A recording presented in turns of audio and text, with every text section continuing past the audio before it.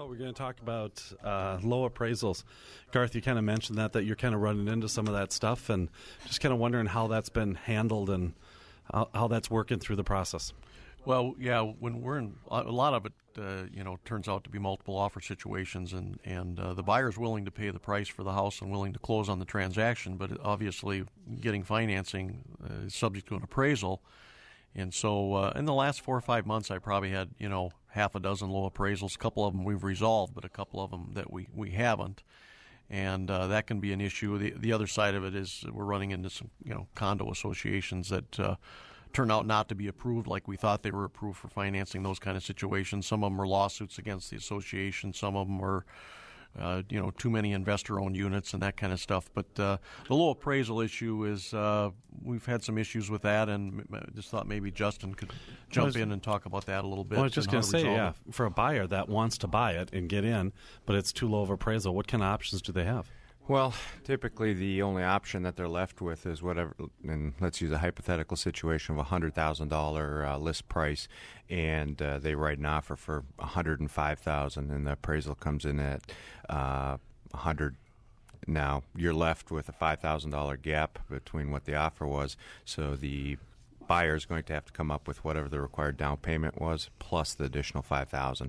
And it's really a catch-22, and it's unfortunate because what's happening is we do have a lot of multiple offer situations right now, and what's happening at that point is the appraiser is left with the properties that have been selling, and they're selling at, say, the $100,000 range. And as the market, we're starting to see a little bit of appreciation. He doesn't have those comparables to make the numbers work.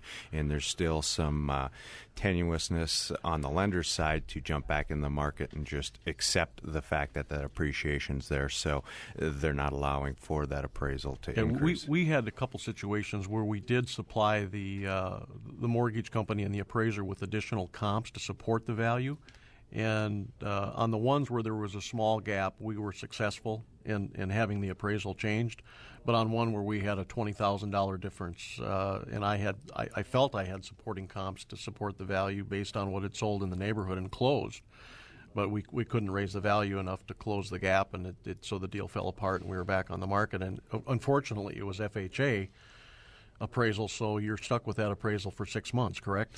That is correct, and that is it is a sticky situation, especially on the HUD homes. If it's for instance, if it's a HUD foreclosure, they do their own appraisal ahead of time, and that's your value. You've got 6 months locked into that. So even if you want to offer more as a buyer, you can't even get it reappraised. You've got to use that value, and if you want to offer more, you're going to have to come in with that additional money, or your options to go conventional. Right.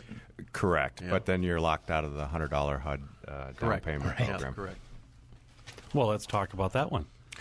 Well, that is actually, if you make a full price offer on a HUD home, you can do it for $100 down, and it's going to carry the same reps and warrants as a standard FHA financing with regards to the mortgage insurance rates. It's just in a situation where the buyer, instead of having to come up with 3.5% down, can just put $100 down.